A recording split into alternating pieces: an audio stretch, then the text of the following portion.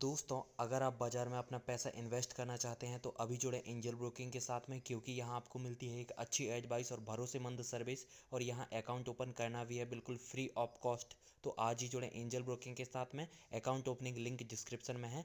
आज ही अपना account open कराएं। सहगल साहब हमारे साथ जुड़ चुके हैं। आप चेयरमैन हैं मदरसन सुमी के, और विवेक चांद सहगल साहब शायद हाँ स्क्रीन पर आते हुए आपको दिखेंगे। जी हाँ, नमस्कार सहगल साहब, आपका बहुत बहुत स्वागत CNBC आवाज़ में। हम लोग मदरसन सुमी की तरफ से एक डीमर्जर को ट्रैक कर रहे हैं जिसकी तारीख तय कर दी गई है। सब मंजूरियों के बाद आप इस डीमर्जर को अब फिलहाल होते हुए देखेंगे। क्या आप बता सकते हैं कि किस कंपनी के पास कौन सा बिजनेस होगा, और प्रमोटर कंपनी का विलय ये जो हुआ है उधर से क्या कंट्रीब्यूशन आपको आता हुआ दिखेगा? जरूर जरूर, thank you for having me. सबसे पहले जो डीमर्जर अप्रूव हुआ है वो डोमेस्टिक वायरिंग हार्नेस बिजनेस जो इंडिया का है, वो अलग, उसके अंदर में 22-23 प्लांट्स हमारे हैं, वो निकल के एक नया कंपनी बन जाएगी जिसका नाम Motherson Sumi wiring harness wiring India limited होगा, और MS विल हम उसको शॉर्ट में बोलते हैं। और फिर उसके बाद में इमीडिएटली जो हमारी जॉइंट वेंचर्स थी, जो हमारी अपनी कंपनियां थी जो सहगल फैमिली के दायरे में आती थी, वो इसके अंदर में मर्ज हो जाएंगी, और फिर उस कंपनी का नाम भी चेंज हो जाएगा। From Motherson Sumi it will become Samil, Samvardhana Motherson. तो ये जो पूरी प्रक्रिया है करीब करीब 1.5 महीना 2 महीने के अंदर में कंप्लीट हो जाएगी। तो इससे जो एक लिस्टेड कंपनी है वो उसका नाम चेंज हो जाएगा मदरसन सुमी से शामिल, और एक नई कंपनी, बेबी कंपनी बाहर निकलेगी जिसको हम MS वेल करके रख रहे हैं। तो ये प्रक्रिया हम लोग कोशिश कर रहे हैं कि मार्च से पहले पहले हो जाए।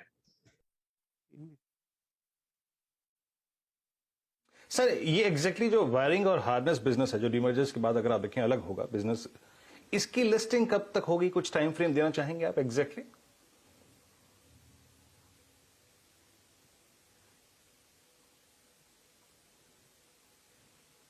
ये कुछ सेबी और जो हमारे स्टॉक एक्सचेंजेस हैं, ऑनरेबल स्टॉक एक्सचेंजेस, वहां पे उनके ऊपर डिपेंड करता है, बट हम कोशिश कर रहे हैं कि जितना जल्दी हो जाए उतना अच्छा है। सहगल साहब, डीमर्जर के बाद मदरसन सुमी का डोमेस्टिक और आप समझिए विदेशी कारोबार का रेवेन्यू में किस तरीके के आपको पार्टीशन होता हुआ दिखेगा?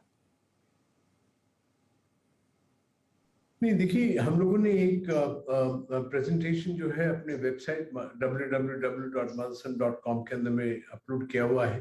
तो जिनको भी अगर इन चीज की ज्यादा डिटेल्स चाहिए तो पूरा प्रेजेंटेशन है, हाउ सिस्टमैटिकली ये सारा होगा। और करीब करीब आप देखेंगे तो इंडिया जो है करीब इवन आफ्टर ये वायरिंग हार्नेस का बिजनेस निकलने के बाद भी तब भी 20-22% इंडिया के अंदर में रहेगा, और बाकी सब कंट्रीज के अंदर में वो आ जाएगा। पर जैसे आप जानते हैं कि हम लोग का एक बहुत क्लियर डायरेक्टिव है अपनी टीम्स को कि हम लोगों ने 3CX10 करना है, यानी कि कोई कंट्री या कोई कंपोनेंट या कोई ऑटोमोटिव कंपनी या कंपोनेंट जो है वो 10% से ज्यादा हमारे टर्नओवर का नहीं हो। तो ये डायरेक्शन बड़ा क्लियर है हमारी टीम के लिए, और हमारे लोग इसी पे काम करते हैं। बट आप देखेंगे कि बहुत ही इंटरेस्टिंग सिचुएशन हो जाती है कि ऑलमोस्ट करीब करीब 30 और कंट्रीज के अंदर में हम लोगों का करीब करीब 10 से या थोड़ा सा कम शेयर होल्डिंग आ रही है हमारे जो मेन टर्नओवर है। तो I think in that sense बड़ा ही रिस्क डिवर्सिफिकेशन स्ट्रैटेजी है, बहुत स्ट्रांग है। और बिटवीन द डोमेस्टिक कंपनी के अंदर में करीब करीब $1 बिलियन का वहां पे आएगा, करीब करीब 8-9 बिलियन जो है वो सैमिल के अंदर आएगा। जी हाँ, हमारी सहगल साहब से बातचीत चल रही है, और यकीन मानिए इस बातचीत के दौरान जो ऑटो में मूव आ रहा है वो काबिल तारीफ है। पूरा का पूरा ऑटो सेगमेंट डे हाई पर है। ऑटो एंसिलरी साहब, सहगल साहब, एक और चीज अगर आप देखें इस वक्त पूरा का पूरा ऑटो और ऑटो एंसिलरी जो स्पेस है वो ईवी पर फोकस कर रहा है। ईवी का जमाना है, ईवी पर अगर देखिए काफी एम्फेसाइज है। इस सेगमेंट के लिए आप कितने तैयार हैं? और साथ ही साथ सर ये जो थर्ड वेव है ओमिक्रॉन की, इससे क्या डिमांड पे इम्पैक्ट विजिबल है क्या? उसको थोड़ा सा एक्सप्लेन करेंगे क्या आप?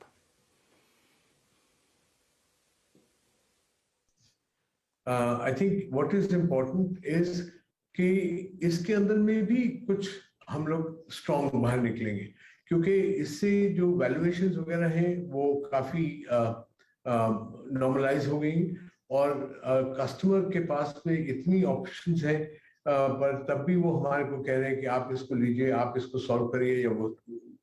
तो इसलिए मेरे को लगता है अपॉर्चुनिटी जो है बहुत बहुत ज्यादा अब हमारे पास है, बिकॉज ऑफ ये 2 साल 2.5 साल का जो प्रॉब्लम है कोविड के रिलेटेड।